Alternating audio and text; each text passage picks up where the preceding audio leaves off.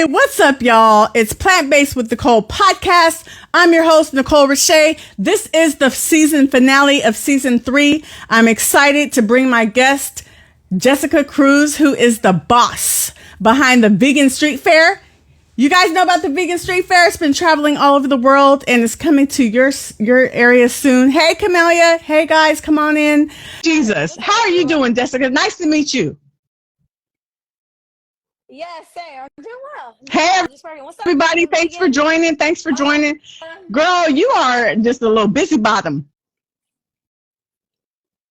It is nonstop. It is nonstop. It doesn't end for me. Yeah. But it's fun. You know, I get to do exactly. something that I love to do. And I want to get into that. I'm so excited to learn about that. But first, I want to kind of like go back. Oh, before I start, my boy, Don, I don't know if I know. Okay, he's not my boy, but he's someone I know that I interviewed. Okay, Don Toriano, owner of Vegan Mob. He said, he's all, that's my sister. Tell her I said what's up. Yeah, like this. That's what he said. Yeah, he took, because I sent the flyer to him to tell him, you know, and then he was like, tell her I said what's up. That's my sister. I was like, okay. How you know? Is it Don? It's Don, right? I mean, from the food scene, from the Toriano. Yeah, he's you know, he runs the Vegan Mob. So when they first came on the scene, I kind of have my ear to the ground at any point in time about like what's new, what's popping. And when Vegan Mob first came on the scene, I obviously like hit him up right away, and I was like, dude, what you're doing is amazing. Like, let's link up. So I went up there a couple times and explored his food and everything that he's about. We've been kicking it like friends since. Oh dang, okay. Y'all been rolling. That guy's killing it. His restaurant is, and I've been there because I live in, well, I don't live in Oakland, but I live 20 minutes from Oakland. So I've gone there several times. You know. And his food, I just know that it ain't the place to go if I'm trying to lose some weight. No. This is all about comfort food, a yummy thing, and an experience. So yeah, the Vegan Mob is the place. Yes, y'all got to go check that out. And then yes, okay. So okay, first, how long have you been vegan, Jessica? And then like, what made you decide to turn over to that lifestyle? Before we get into the Vegan Street Fair, I just want to know about Jessica real quick. Yeah, so I've been vegan 13 years now. I went vegan after a trip to SeaWorld in 2010. It was my second wedding anniversary. My ex-husband at the time worked for like Housewives, and they had been in communication with SeaWorld for stuff that they were shooting out there. So they were able to get us like backstage passes to swim with the dolphins. And so I did that, took photos of it, was all excited, posted about this. And one of my friends who's not a vegan whatsoever was like, hey, I don't know if you know this, but those animals do not want to be there. And I was like, pish posh. SeaWorld does great things. What do you mean? And you know, you're drinking the Kool-Aid at the time, so you don't know any better. And I started Googling about SeaWorld and marine parks in general, and just kind of learning about what happens to these animals in these enclosures. And man, I was a mess within like 5 minutes.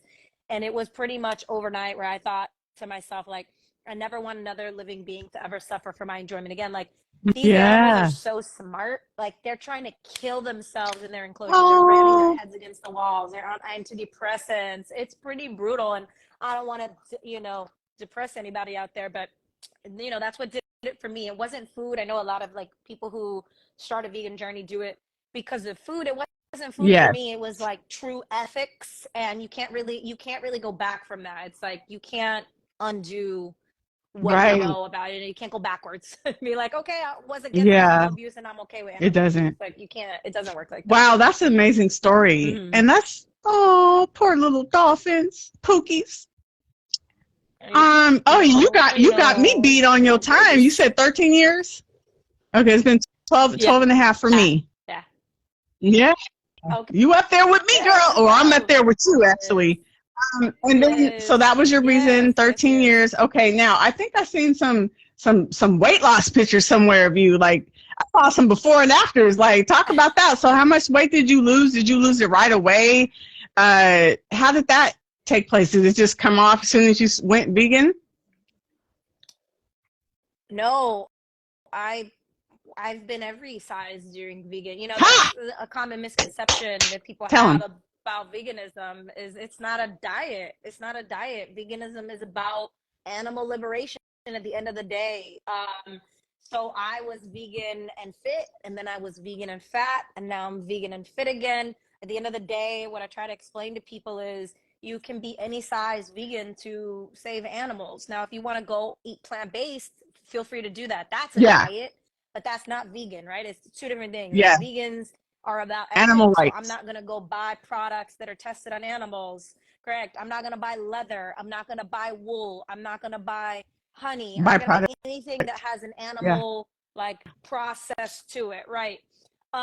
Whereas like a plant-based eater, which I don't knock, it is what it is, but it is a misconception that people have. They think like veganism is healthy, and so you go vegan and you lose all this weight. No, that's not what this is. Veganism has it's like anything. This is what I try to explain to people. It's like, do you need to look a certain way to fight for women's rights? Do you need to look a certain way to fight for LGBTQ rights? You need to look a certain way to fight for Black lives? Like, no, you show up as yourself to help liberate, you know, beings that need the most assistance. And why is it any different in veganism? Like, I'm supposed to look a certain way to fight against animal abuse? I don't understand that concept. Yeah. So it's a common misconception. I've been vegan in many different shapes.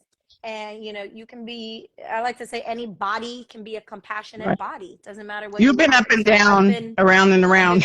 Like I'm actually like, I don't know, like 8-10 pounds heavier than I am when I first went plant-based. You know, and you guys, a vegan diet, when people say a vegan diet, that don't mean healthy, because vegan just means no animal products. So you could eat Oreo cookies and french fries every day, but that's not healthy, and you could still be big as a house being vegan. But anyway, you know, like I said, I'm heavier because I eat a lot. I'm not fat, but I am heavier than I was when I first went plant-based, you know?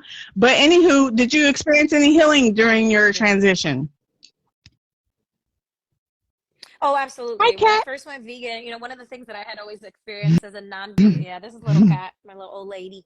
When I first went vegan, I didn't realize that all of the time that I was spending before I was vegan with a really messed up stomach, like I thought I had IBS. Like I would eat something and I would be in a corner just doubled over in pain, and I didn't know what that was. I legitimately thought there was something wrong with this pre-vegan.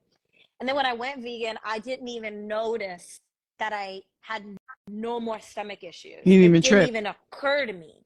And then one day, not even because it wasn't, it just was out of sight, out of mind. Like it wasn't even clicking. So, and I didn't go vegan for health, right? I went vegan for something else. It's not something I was clocking. And 8 months into my vegan journey, I went back home and to New York. I'm from the Bronx originally. And I was like, man, like I haven't had my favorite pizza in forever. And this is the last time I'll ever have it. So I'm going to just eat this last piece of pizza and be done with like anything not vegan. And I had I had a cheese pizza. And let me tell you something. I was sick within 5 minutes, back to that same state, doubled over in a corner. And I was like, oh, okay. Now it started to click for me. So was there healing? Absolutely. Not only in my body, but also in my spirit. You know, I felt so much more aligned with my stomach feels better when I'm eating. Exactly. I felt so much more aligned to the planet, and I felt so much more like I was doing something bigger than me. So healing can come in many forms. So the answer to that question is, there was a lot of healing, and still there's always something going on. Healing continuously taking place, right?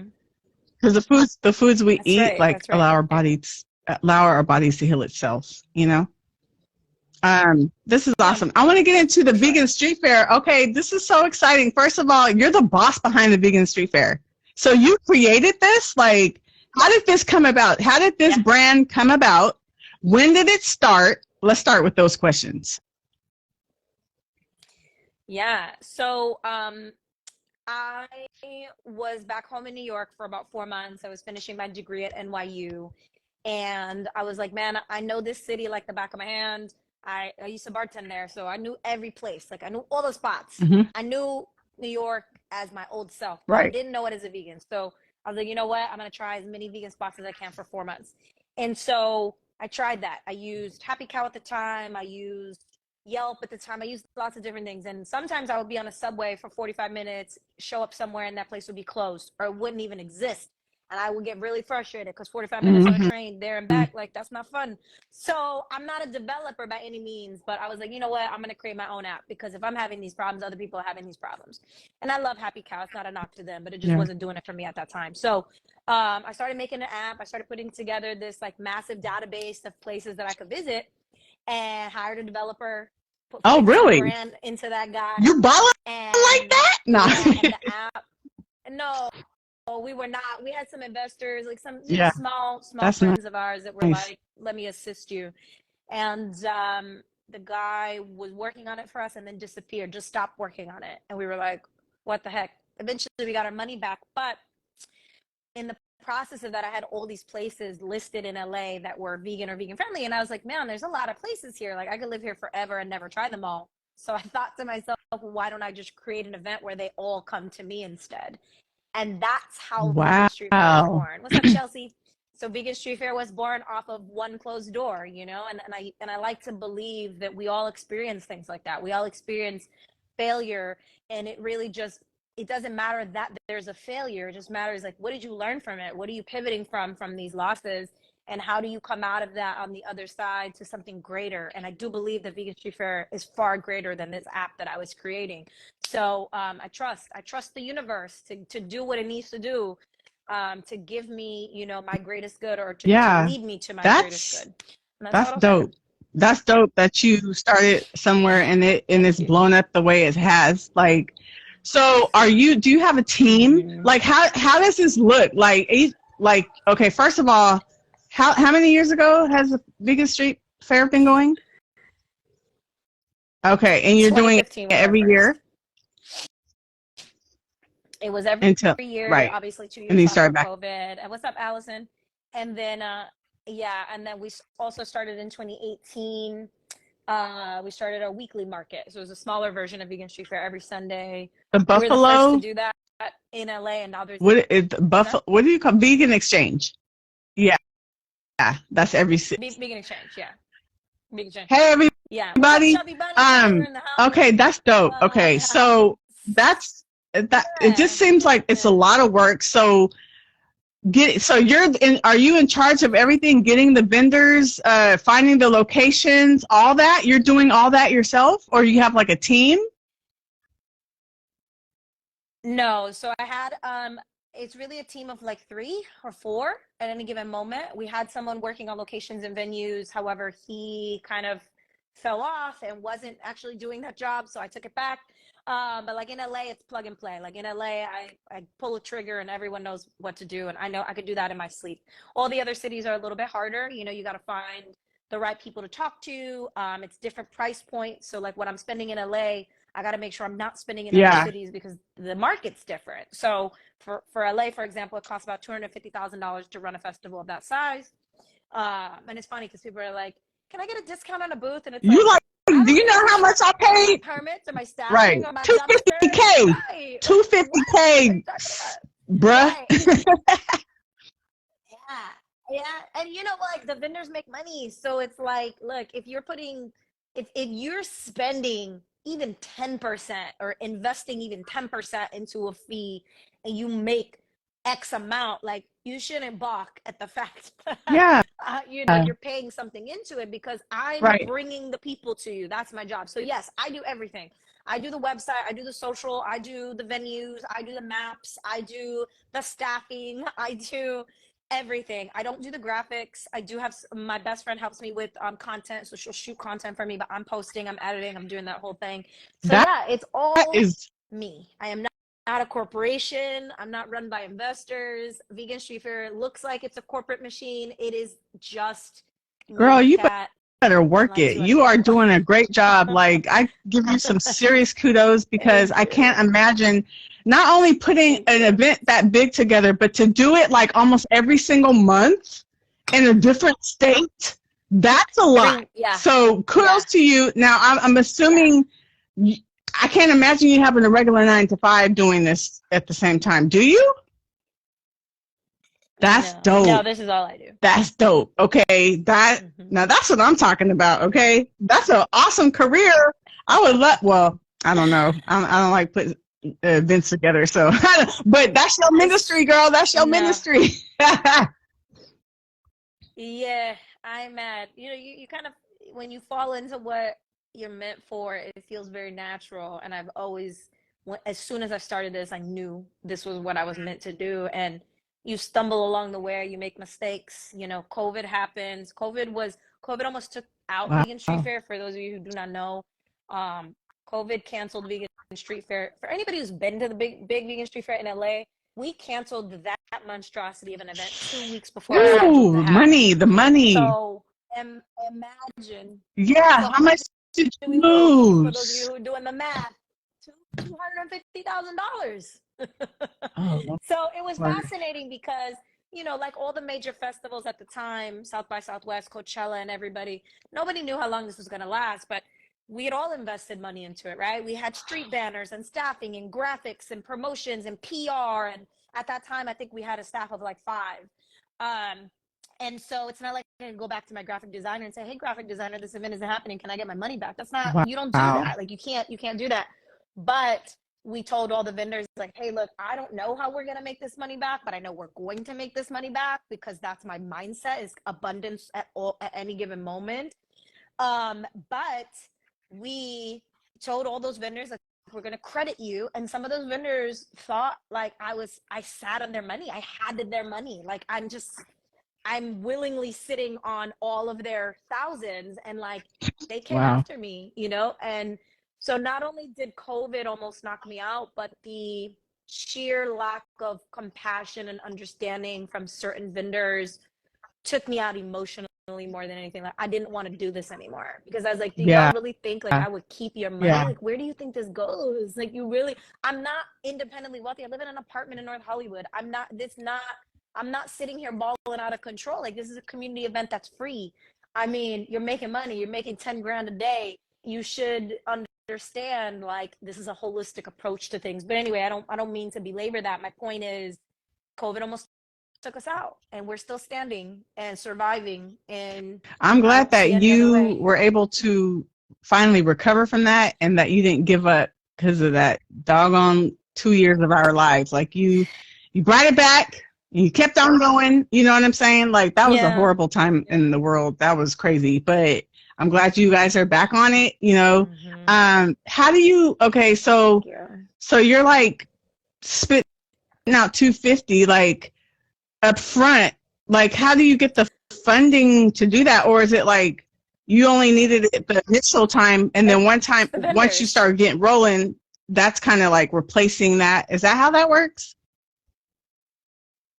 It's the vendors. The vendor fees pay for the event. So it's all about like all of us working together. We're all pooling our resources. So their resources is a financial investment. My resources are the know-how, the connections, the logistics, putting people together, because my job is to create an opportunity for these vendors to make money. That's my job. So you're investing a little bit into your business, and boom, you're getting out.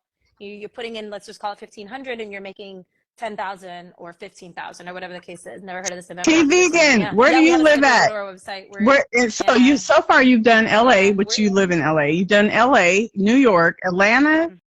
Is that? Yep. It's just been 3 so far, right? For this. Exactly.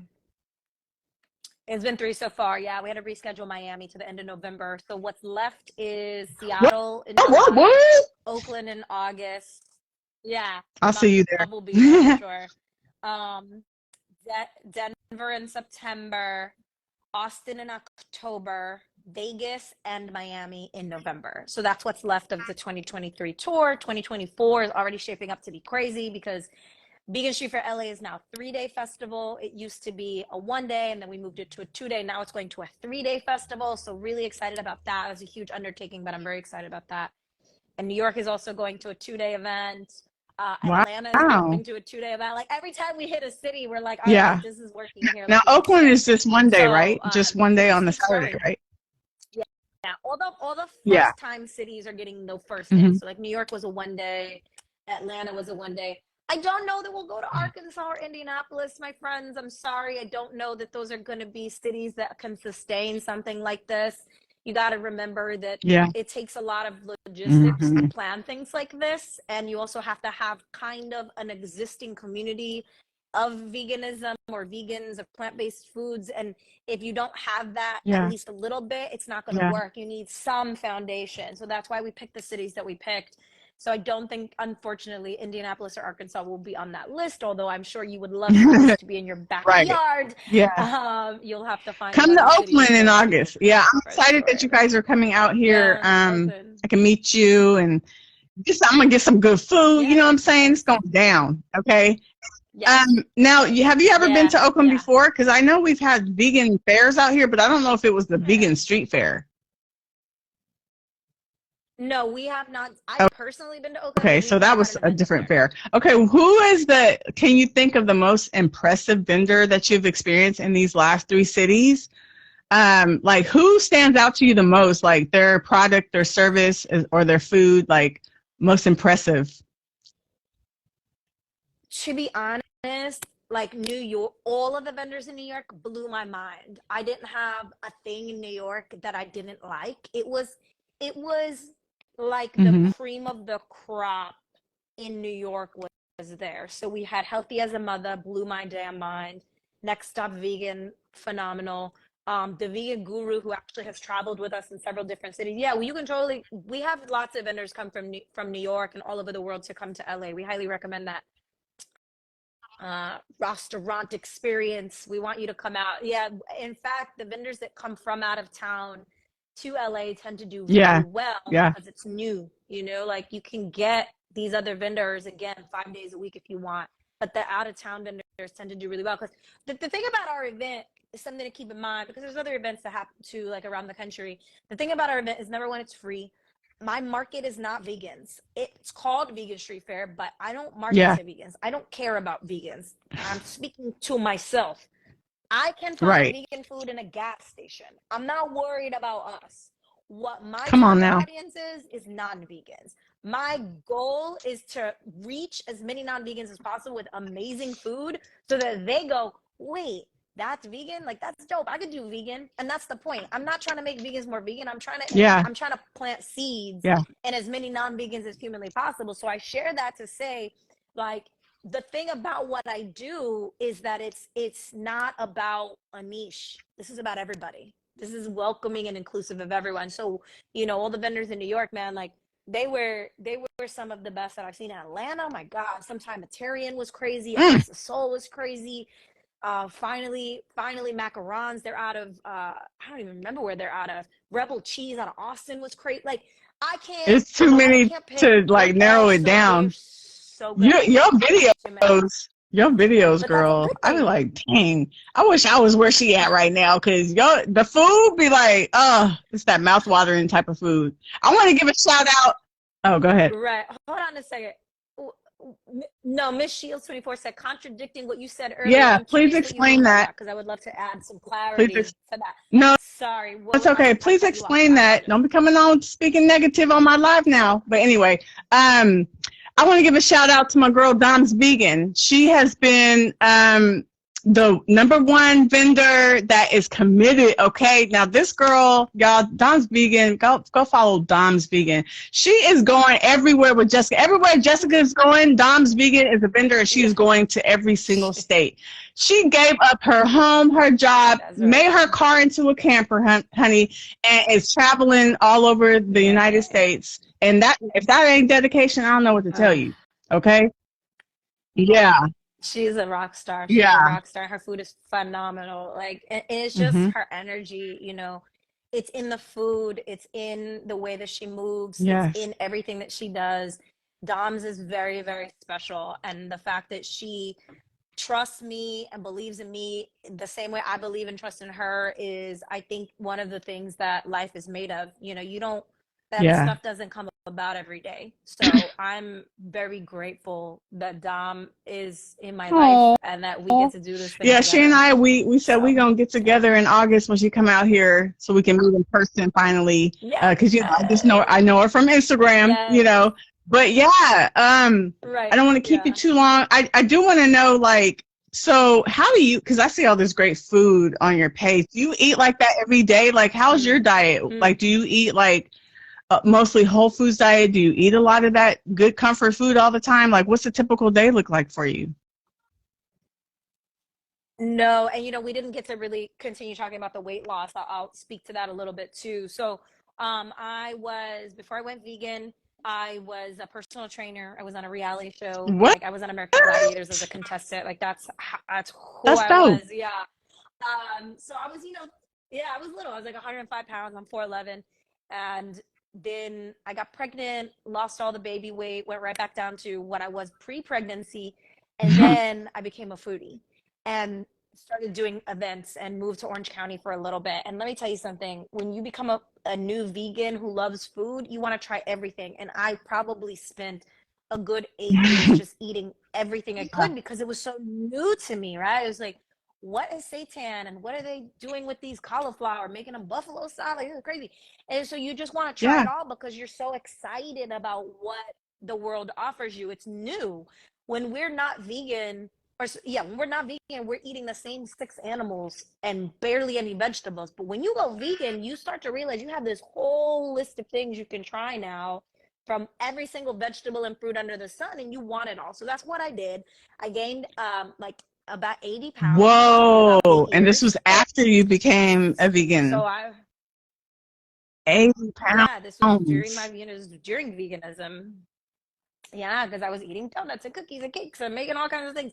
And I lost all that weight during COVID. I went back down to like where I'm at right now, which is 125 pounds, which is where I like to stay. And so, yeah, so what I eat on an everyday basis is not what you're seeing on Instagram. Like what I'm shooting, I'll take a bite and I'm done. Like I'll give the food to my friends or whatever. But in my daily life, I eat very, very clean, super whole foods. I'm doing like steamed veggies and lentils and beans of all kinds and tofu, and I drink a ton of water. I don't really indulge too much on the other side. It's like a special occasion. And I don't say that to say everybody should do that. I think you should enjoy your life, whatever that is for you. But for me personally, I feel better when I'm eating cleaner, but I also don't deprive myself of joy, like I got sushi last night from this place called Nikunashi in LA. If anybody's in LA, I highly recommend this place. It's one of it's all like about balance. Out here. It's about balance, and it's also about not like restricting yourself to the point where you have an unhealthy relationship with food. You can't do that to yourself because you're going to ricochet the other direction, and then what? You're just going to keep doing the cycle to yourself. So I move my body pretty much every single day. I eat very clean pretty much for the most part every single day as much as I can. But again, that's not a part of veganism. That's just a part of me. So two separate things. But yeah, I get very blessed that I get to you be getting it in. So. But it's good to have the focus should be the whole food, whole food, plant-based should be if you want. If you, I don't even say should be. I don't say should be. I say it should be what you want. Because some people don't want it. That's some true. People don't want to eat like that, and that's fine. That's not my. I don't police people's food. I don't police what they put in their bodies. For me, I don't even police it if it's not vegan. I'm like, look, do you, bro? Do what you need to do because my whole is this. Do you, bro? Yeah. I'll just say for myself, like you, I feel best when I'm eating predominantly whole foods, but then I allow myself those treats if I feel like having them. Correct. Yeah. Correct. And that feels good for you, right? And like for me, before I was this person, what felt good for me was trying everything under the sun, eating in as many places as I could. And I felt good in that place. And eventually when I stopped feeling good, I made that choice to be like, this doesn't feel good anymore, right? So being connected to your body, I think, is very important, and knowing what works for you is super important. So if you need to eat a piece of cake at a wedding, get your cake on. Well, yes, that's what's up. Thank you so much. Now, is there any special place besides them following you on Vegan Street Fair? You guys follow her, Vegan Street Fair. I'll be posting this on my YouTube channel in a day or two, and then the replay, you guys, from the beginning if you missed some of it. I'll be putting a small clip on Instagram. But is there anything, any links, any websites that you want them to follow you, check you out on, like YouTube channels, any other thing besides Vegan Street Fair? It's just Vegan Street Fair on Instagram, really. Like, we're on Instagram, we're on TikTok. The website's at Vegan Street Fair. It's just veganstreetfair.com. We are starting a conference. This is a new project we're working on, so happy to share with your audience. We're starting a new project in January called Vegan Creator Con. Oh, it is basically like that's Comic-Con cute. for vegans. So we're partnering with a ton of the best creators that you probably have seen out on the, you know, interwebs out there, from YouTube to TikTok to Instagram. And we're creating a space for all of us to meet and get to know each other. And we are coming to the Bay Area. We'll be there August 26th. Yeah, follow us on Instagram. When is this Vegan Creator Fair? So when is that going to be and where? Vegan Creator Con will be in LA, and it is happening the 23rd and 24th, or the 24th. Oh, I'm so there. I'm about to fly out. It is 1 hour. So exciting. Chelsea, yes. Yeah, it's really exciting because, like, the people that are already signed up for it are some of the best people that are doing things in this social media space that are changing the game for all of us, for animals, for us, for our people. I'm like, that's how I feel. Because, like, since I started this page a little over a year ago, like, I've come across so many dope people. I'm like, I didn't even know all these people. Like, I mean, I'm sorry, I'm about to talk about my skin color right now, because I honestly didn't know a lot of people my skin color that eat like me. So I'm like, you know, meeting all these people that look like me, and I'm like, wow, I didn't know that was that many people that eat this way, like, in the world, like all through the East Coast and all the kind of places. Like, I'm meeting so many dope people, and I'm like, dang, I wish we all lived in the same place. Everybody live in Florida, LA, Miami. I already said that. New York. Everybody's scattered. Can we all come together? So I'm gonna have to go to your little event in January, because that sounds like that's gonna be fun.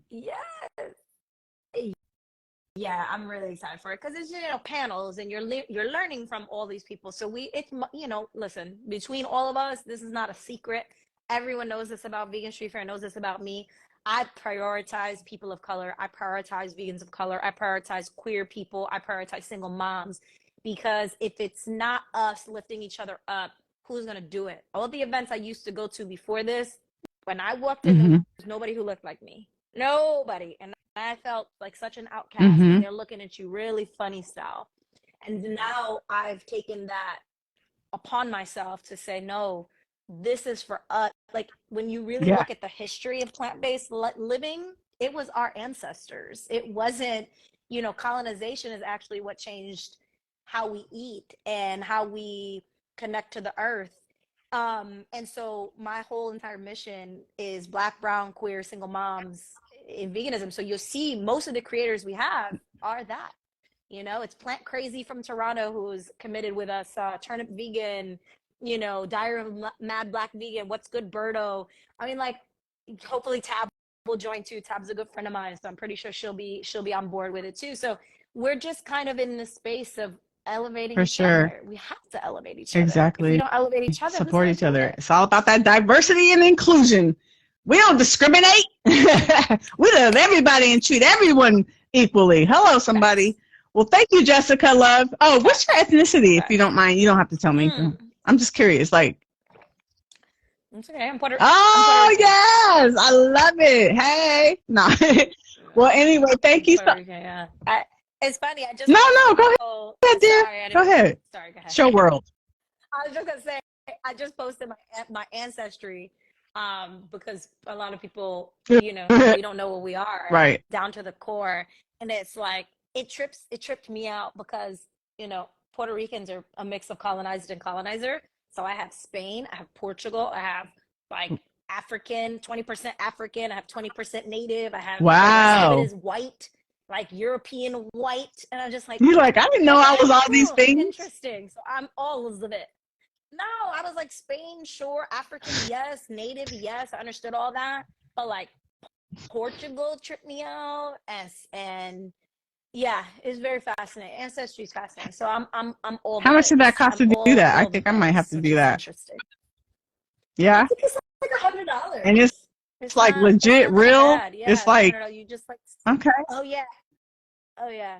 and they update it as you go. And even like they don't know anything about you. They know that my migration pattern is not a migration pattern. They know that my roots are Puerto Rican, because Puerto Rican is not a race, right? It's like they knew that down to my DNA that it was Puerto Rican. That's dope. Yeah. I'm gonna have to invest that $100. I want to know. I know I'm black. I know I got some Cherokee Indian and some French somewhere down there. I'm not like directly mixed, like my mom and dad are both black, but I know I got some stuff, and I know if I do that ancestry thing, I'm gonna find out even more. It's gonna surprise you. You're gonna be like, wait, what? Yeah, you just think exactly. You didn't even know. Well, thank you, love. Thank you so much. Oh, well, never mind. I forgot to play a game in the beginning, but that's all right. This has been great. I'm ending my episode. What do you call it? Season with Jessica, who is the boss of Vegan Street Fair. This is my season finale. Thank you so much, love. I'm just going to talk to them about next steps. So you can go ahead and go and enjoy your beautiful day. And I'll be seeing you in August. All right. That's right. Thank you. God bless you. Talk soon. Hope to see you at a Vegan Street Fair. Bye-bye. Yes, bye-bye. Thank you guys so much for tuning in this season 3 of Plant-Based with Nicole. Thank you. I hope you enjoyed the interview. Make sure you follow at Vegan Street Fair and check her page, because she might be coming to your city, you guys. She's coming to mine. So this is the finale. This is it for a while, y'all. Your girl need a break. So let's see. I will be taking a break for the rest of July. I'll be back in August. I have some guests lined up. I haven't scheduled them yet on their dates, but I do have them all lined up. Some great guests lined up for you guys. So make sure you guys check my page at the end of July for the next guests, okay? I'll be around still on Instagram, just, not doing Plant-Based with Nicole for a few weeks. I just need a break. Like, because when I go live just on the strength, I just get on live. But when I do my podcast, I've been doing the mic check. I got to set up my desk. I got to cue up the music. I got to do all this stuff. I need a break, okay? But anyway, thank you guys so much. Make sure you follow me. Follow Jessica at Vegan Street Fair. And let's see. Yeah. If any of you want to come on my podcast, if you have a story to tell, if you had some weight loss, if you had some healing, if you eat a raw vegan diet, if you're a fruitarian, hit me up and I can get you on. I got some guests up already, but I can always bring you on. So hit me up in my inbox if you're interested in coming on my podcast. I'll see you guys next season. God bless you.